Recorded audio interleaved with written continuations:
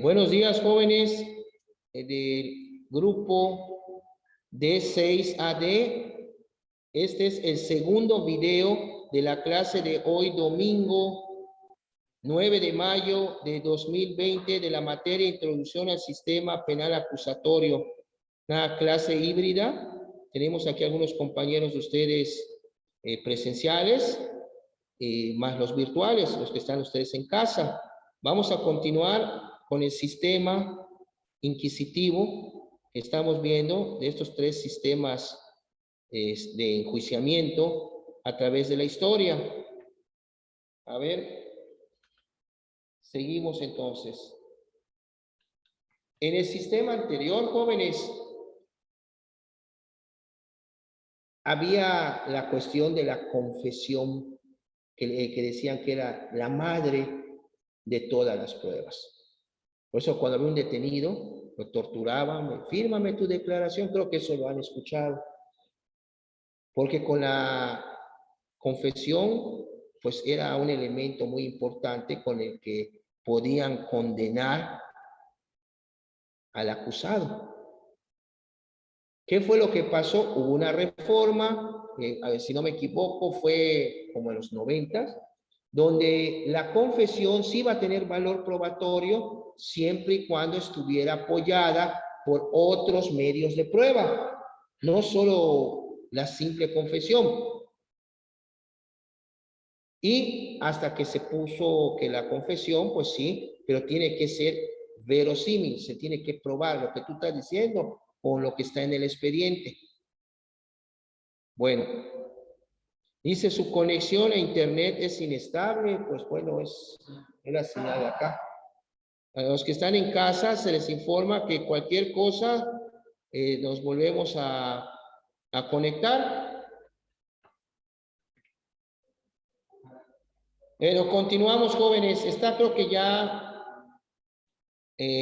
compartida la pantalla. Seguimos. ¿Hay alguna pregunta hasta acá de este sistema, el inquisitivo? Bueno, hago así y hago la comparación con el nuevo sistema, porque es lo que está en la actualidad vigente. Quintana Roo, cuando salió la reforma constitucional en el junio de 2008, les dieron 8 años a toda la República para que se actualicen y para que se empiece a aplicar ese sistema. Entonces, ¿qué tenían que hacer? En Quintana Roo, pues hay que modificar, hay que hacer un nuevo código de procedimientos penales, pero en el Inter se crea, se promulga el Código Nacional, es un código único para toda la República. ¿Qué pasó?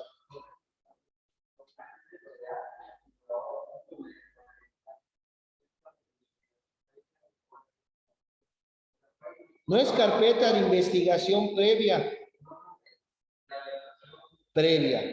Expediente de averiguación previa.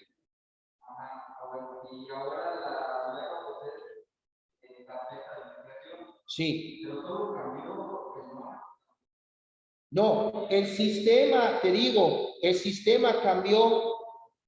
El sistema era inquisitivo y dio un vuelco de 360 grados y se volvió acusatorio. O sea, sí había antes el acusatorio, pero es acusatorio oral. El anterior era escrito y había que guardar. Bueno, hasta la fecha lo hacen cuando no quieren dar a conocer, por ejemplo, el procurador, cómo se está llevando la investigación, por la secrecía. Eso, la secrecía de la investigación, pues bueno, se está llevando a cabo. En el sistema anterior, pues les invito a que vean la película, ¿cómo se llama esa del 2006? Presunto culpable. Ahí pueden ver ustedes la realidad de cómo era el sistema anterior.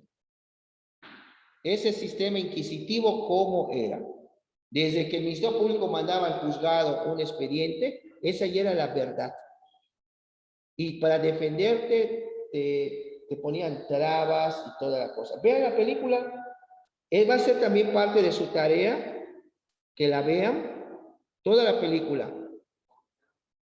Presunto culpable. Debe de estar. Yo no soy muy amigo de Netflix porque si quiero buscar una película de Charles Bronson, no hay. Es pura película moderna y a mí me gusta ver películas, digo, clásicas. Hay un canal en Sky que es Classic, que ponen películas en blanco y negro. Yo llegué a ver esas películas, hasta las de Capulina, eran en blanco y negro, pues a color, así. El cine a color empezó a entrar a finales de los 50. Bueno, entonces continuamos con habíamos hablado, ¿se acuerdan del tribunal de la Inquisición? Ahí no tenías ninguna garantía. Si tu vecino iba a acusarte, yo escuché, por ejemplo, Uriel estaba haciendo invocaciones a las 12 de la noche y apestaba azufre la puerta de su casa. A lo mejor tiene algo que ver con el chamuco. Ahí mandaban porque tenía su guardia, el tribunal de la Santa Inquisición, y te mandaban a buscar, y era como la policía del tribunal, y te llevaban. Y había el señalamiento, tú no sabías quién te había denunciado. Tú llegabas con tu cara de guau, ¿qué está pasando aquí? Pero bueno, ¿y qué se iba a hacer? Bueno, ibas a estar frente a un inquisidor donde te iban a señalar los cargos. Se le acusa a usted de que tiene relación con Satanás, con el diablo y toda la cosa. ¿Y cómo va a ser posible que, no, pues no es cierto, a lo mejor estabas haciendo otra cosa, pero el vecino, pues no, te torturaban. Ya vieron ustedes cuánto instrumento de tortura hay, horrible. En México, en el 2008, está el Palacio de Minería, enfrente creo que es el Caballito, donde está Carlos IV, donde está su caballo, ese que pintarrajearon en una protesta que hubo. Pues ahí entré al museo, fue una exhibición de los instrumentos de tortura que se utilizaron en la Santa Inquisición. Y feo. Está, bueno, los que conocen ustedes, que este es un nombre del grupo de rock, Iron Maiden. Iron Maiden es el de rock, la banda de rock Iron Maiden, es la doncella de hierro. Era un sarcófago con la figura de una mujer. Abrías, estaba lleno de puntas, tú te metías y cerraba. Eso no es nada. Había un especie de triángulo metálico así en la punta. Había una pera que se las introducían por la vagina y la abrían, la exploraban hacia la mujer. Empezaban a abrir así, el dolor. Voy a ver que una mujer cuando va a parir duele, pues con eso era todo para que aceptaran de lo que les estaban acusando. Pero esto no era, ¿cómo les podría decir? Una cosa terrible, porque hay gente que no lo había hecho, pero ya para que los dejen de estar torturando, sí, ok, ya lo hice. Entonces, ¿qué te esperaba? La hoguera, entre otros castigos. Pero te tumbaban o te quitaban, te decomisaban hasta tus propiedades. Por eso ven ustedes que... A ver, ¿está triste acá?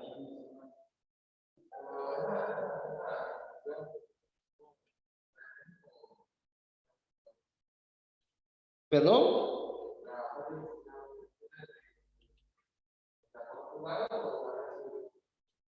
No, estuvo en Europa, pero también estuvo en México. O sea, era un instrumento supuestamente para combatir la herejía.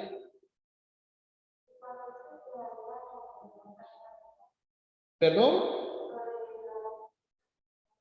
No te escucho, venga, a ver que va un poquito tu boca para... Sí, que si se aplicaba la Santa Inquisición, sí. Hubo Santa Inquisición en México, pero también en Europa. Por eso era el instrumento, era su espada que tenía la iglesia para...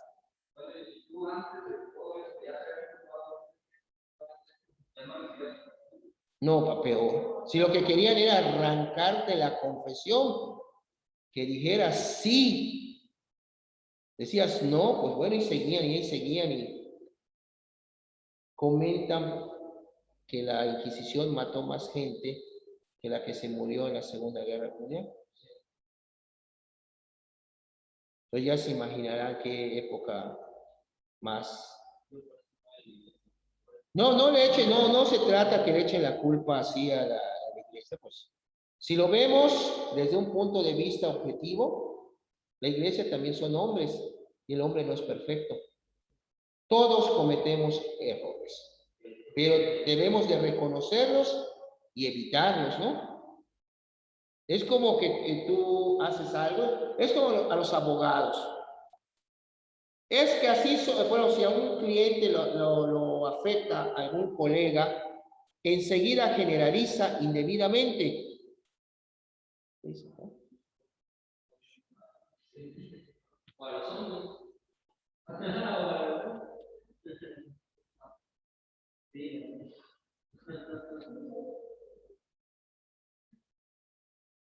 A ver.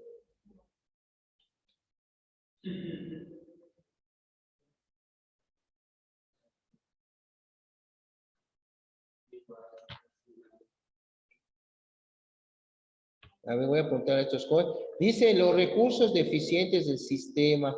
Creo que la señal está inestable. Voy a ver qué dice este muchacho Joher. A ver, voy a ver en los de Zoom si están bien en la cuestión del sonido.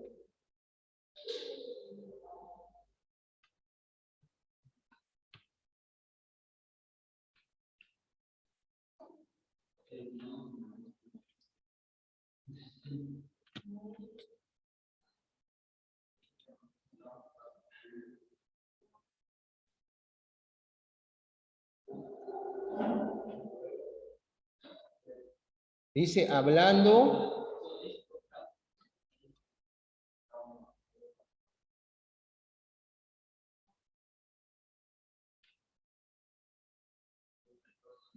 Bueno, es que...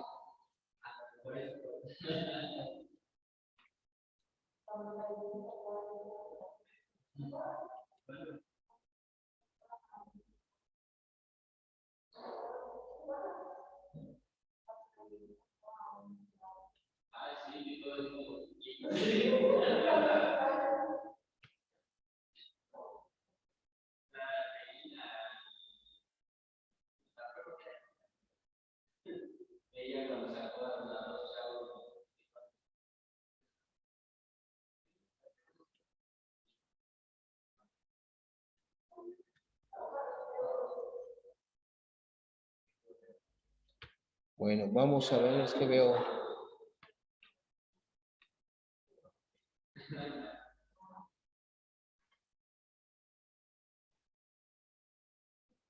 Les pregunto a los compañeros de Zoom si están escuchándome claramente en este segundo video. Sí. Ah, qué bueno, joven. Seguimos hablando de las atrocidades de los inquisidores del Tribunal del Santo Oficio.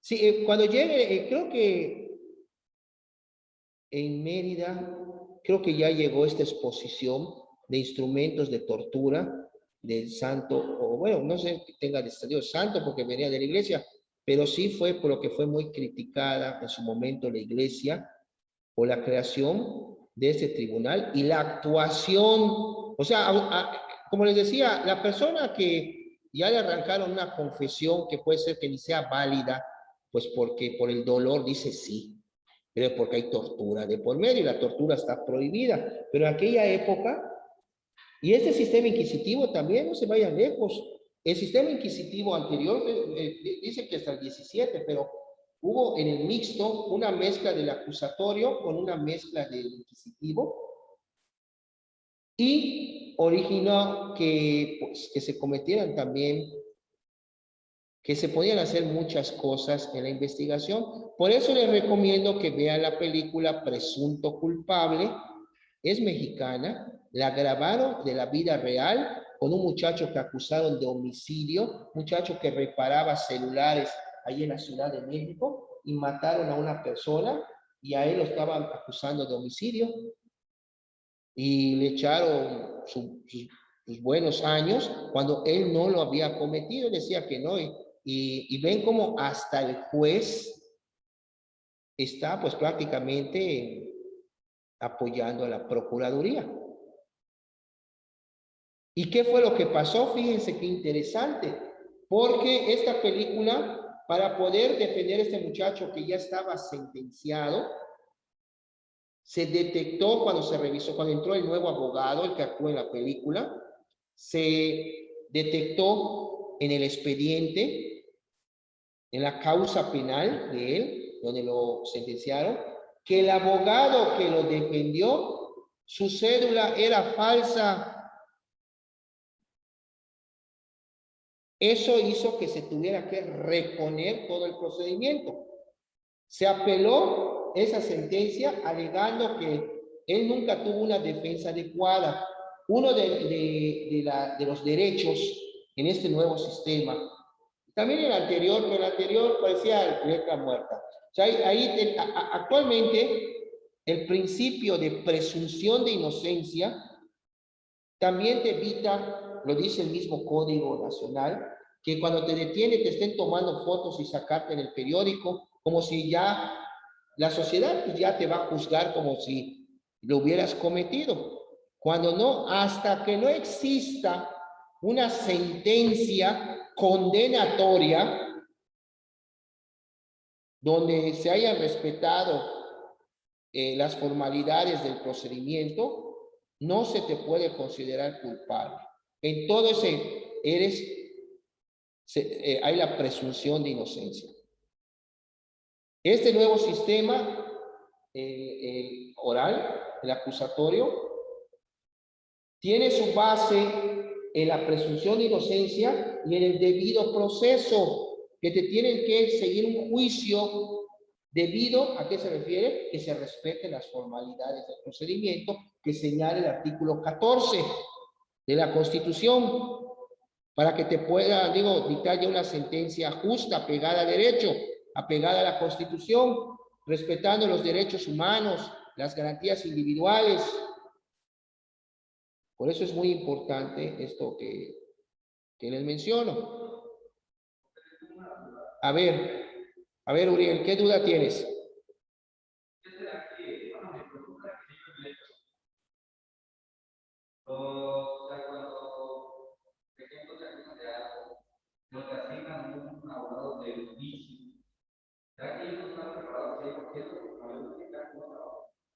Bueno, en el diplomado que tomé, me dio algunas clases una defensora de oficio que se ve que estaba muy bien capacitada en el nuevo sistema de justicia penal. El problema que siempre ha existido con la mayoría de los defensores de oficio o los defensores públicos federales, cuando es un asunto federal, es la paga. Les pagan muy poco para la responsabilidad que tienen. Imagínense un defensor de oficio que les paguen 15, 20 mil pesos al mes, si es que realmente esa cantidad les pagaran, y tiene que defender a 5, 10 personas. ¿Qué le resultaría? Mejor ser particular y estaría cobrando por cada uno.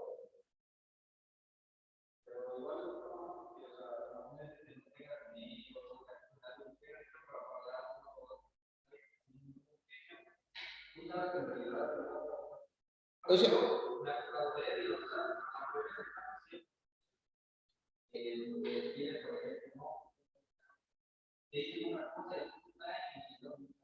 bueno, mira, podríamos pensar de manera desconfiada de que pues hace su trabajo nada más de mero trámite. No le mete los kilos como quisiera un particular, porque a veces ni los particulares lo hacen, ¿eh? sea, les pagan y se hacen a los mismos y no se obtienen los resultados. Y ahí empiezan a ver los pleitos, que los clientes cuando llegan contigo ya fueron con otro abogado que los afectó y empiezan a generalizar. No, es que todos los abogados son lo mismo. No se trata de que se hable en este aspecto. No, por eso les digo. Bueno.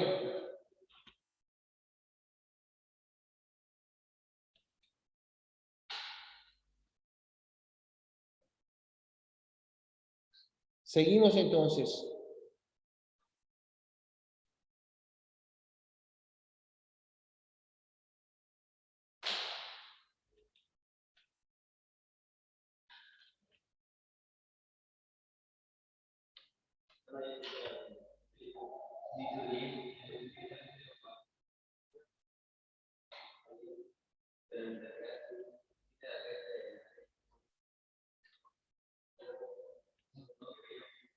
Vamos a continuar cuando estamos hablando de este sistema que se aplicó de 1886 a 1917 con la dictadura del general Porfirio, es Porfirio Díaz Mori, y que feneció durante la Revolución Mexicana y con el surgimiento de la actual Constitución.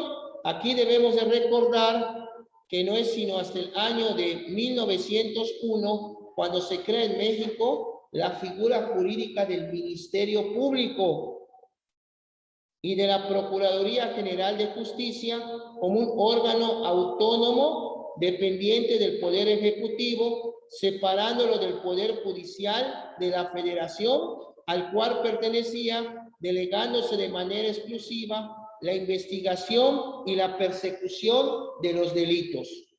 ¿Cuáles son los principios constitutivos de este sistema inquisitivo? Tenemos primero el de inmediatez. Bajo este principio, las primeras declaraciones son las que merecen mayor crédito, pues por su cercanía con los hechos son generalmente las veraces, por no haber existido tiempo suficiente para que quien las produce reflexione sobre la conveniencia de alterar los hechos.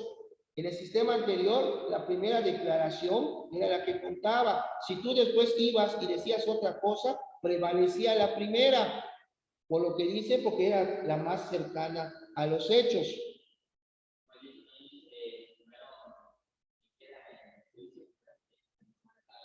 Primero en tiempo es primero en derecho. Así es.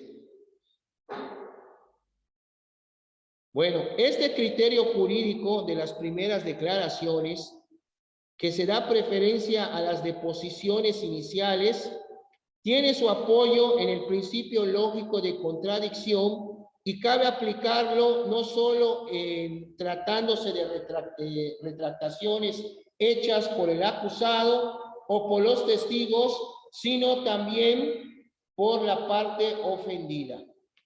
Tenemos otro principio que es el de oficiosidad en el sistema anterior, que dice la doctrina tradicional distingue como requisitos de procedibilidad la denuncia, la acusación, la querella, la declaratoria de perjuicio u otro requisito análogo que impide hincar una investigación si éste no se ha cubierto.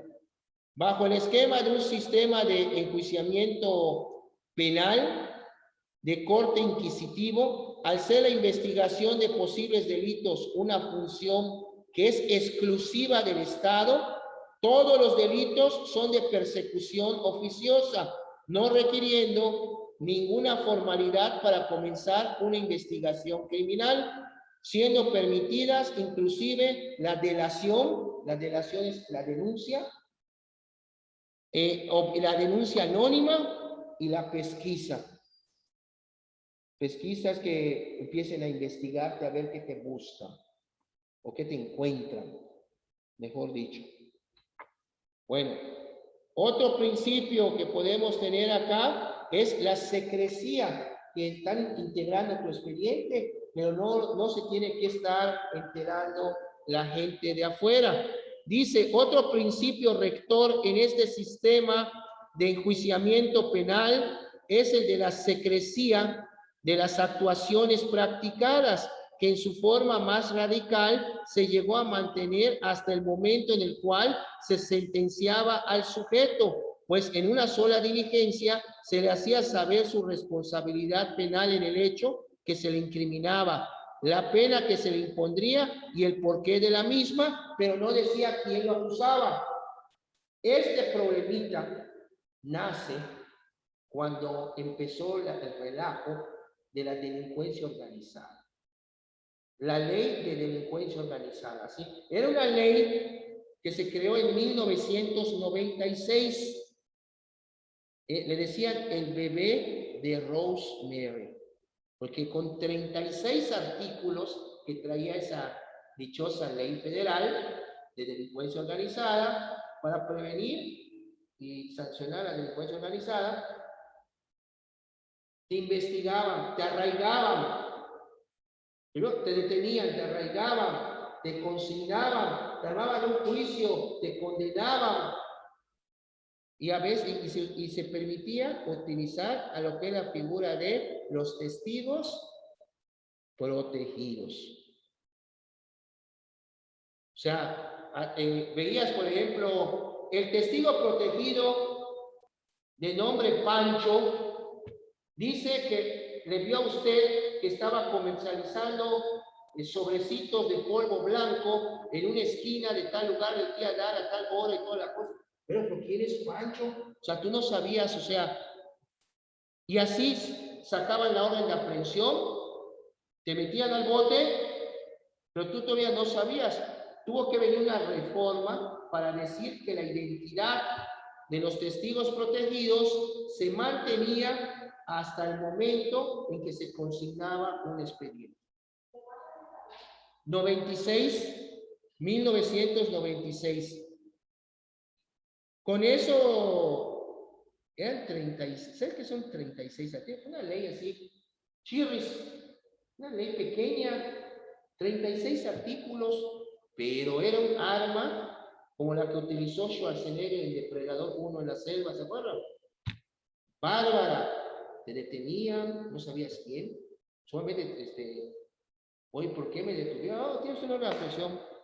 O si no, te arraigaban para armar tu expediente, sacar orden de aprehensión y del arraigo pasabas a la cárcel.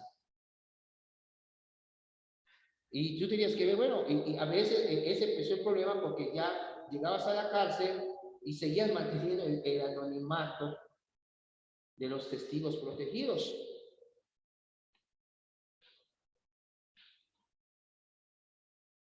Ya se está acabando el segundo video. Es muy importante esta cuestión para que vean ustedes cuánta cosa no sé. O sea, tú como abogado defensor particular, pues sí, ¿qué era lo que hacían muchos abogados? Pues la corrupción, la lana, la repartidera de lana, pitazos y todo, para que se pudiera litigar, te tuvieras facilidades para poder litigar de esta manera. Esta ley, y fíjense, y ahí se creó el órgano que se llama la Unidad Especializada en Delincuencia Organizada. Era UEDO. Actualmente es una subprocuraduría, es la CEIDO, especializada en investigación de delincuencia organizada. De UEDO pasó a CIEDO y después a CEIDO. Y es lo que se supone que son los que, bueno, lo investigan, pero ahorita tienen la UIF, que es la Unidad Financiera de Investigación, donde detectan a alguien, le congelan las cuentas, o sea, vean el escandalazo que hay en Andorra, pero Andorra es otro país, pero la lana, cómo se iba de aquí, toda la cosa. Pero sí, para investigar, pues, se cometían muchas arbitrariedades. Pero fíjense ustedes, no se vayan lejos, los derechos humanos. Los derechos humanos ya tienen rango constitucional a partir de la reforma del 2011, hace 10 años. El artículo primero, ahí lo dice.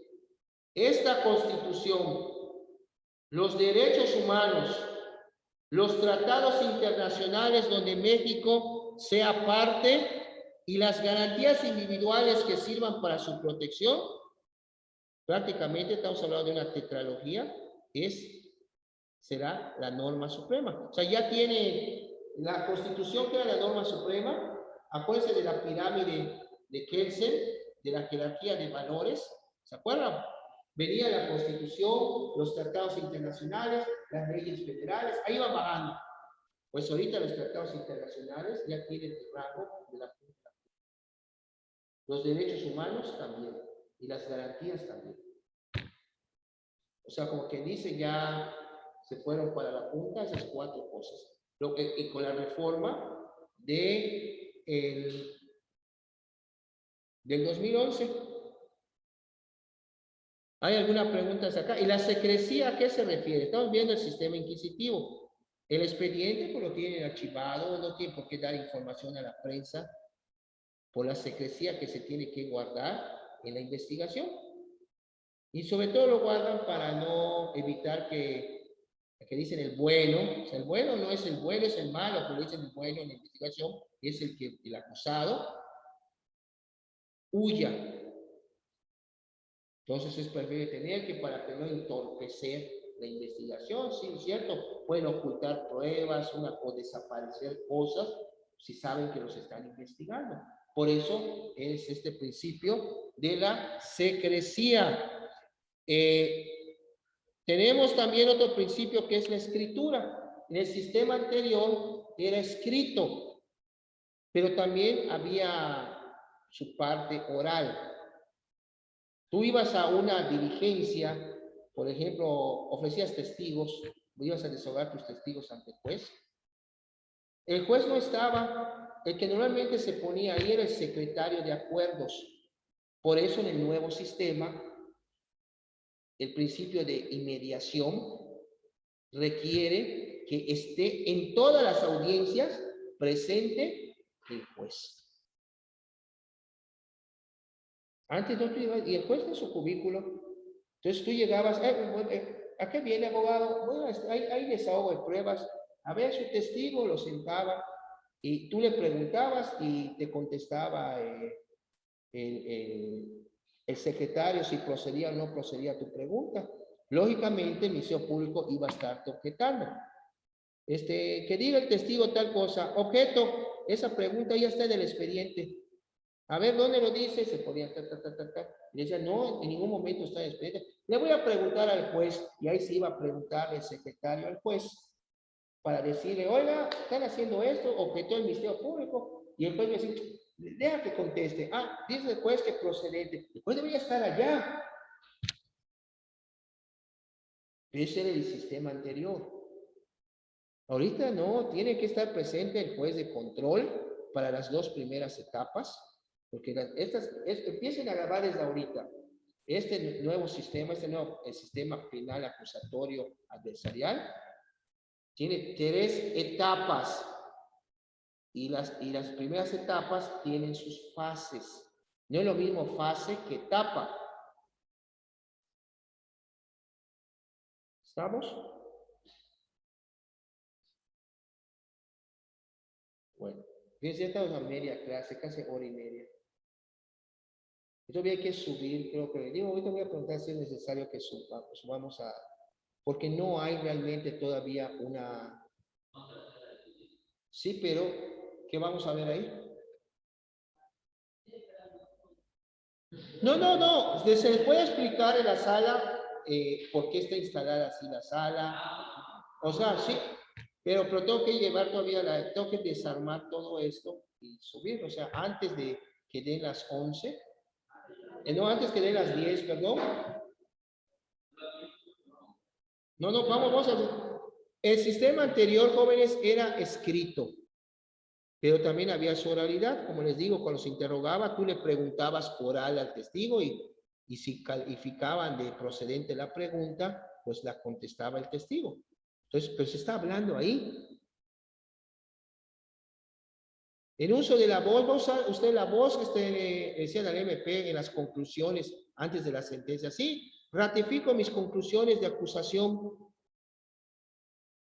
Ah, perfecto. ¿Y usted, la defensa? Pues yo ratifico mis conclusiones de no acusación y las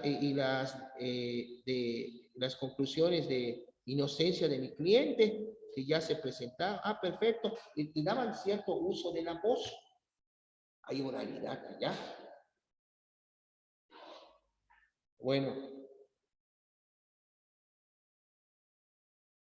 ¿Qué otro principio? El de unidad de parte. Si entendemos que el procedimiento penal en este sistema de enjuiciamiento se veía como una función preponderante del Estado, cuyo objetivo único y último era descubrir la verdad histórica de los hechos, no existía división procesal de las partes, ya que se concentraban en el juez todas las funciones del triángulo procesal, pues era él el encargado de recabar todas las pruebas tendientes al esclarecimiento de los hechos y así fincar responsabilidades o absoluciones, por lo que no importaba tener una parte acusadora y menos aún a un defensor, pues si el sujeto era culpable, entonces no lo merecía, y si por el contrario era inocente, eso eventualmente se descubría en juicio y por ende no lo necesitaba. Y también hay otro principio que es el sistema de valoración de tasado legal. En ese sistema de enjuiciamiento penal, el juez tenía muy poco margen de valoración de la prueba, pues la misma legislación era la que le imponía valor probatorio a los diversos medios de convicción, otorgándoles valor probatorio pleno y semipleno, como por ejemplo un documento público. Documento público se le llama así a los documentos que expide una autoridad. Y documento privado, pues es todo lo contrario. Una receta médica, ¿qué tipo de contratos, qué tipo de documento sería? Privado. En materia familiar, tú presentas uno, puedes solicitar el perfeccionamiento de esa prueba, solicitando que venga el doctor a ratificar su firma y contenido de la receta, y eso le da mayor preponderancia a la prueba, a que solo la presentes así. ¿Estamos? Ya queda menos de un minuto, ya se va a apagar. A los compañeros de casa, se conectan 5 minutitos después para que yo pueda volver a preparar lo que va a ser la tercera grabación. Gracias, jóvenes. Dice menos de un minuto. No.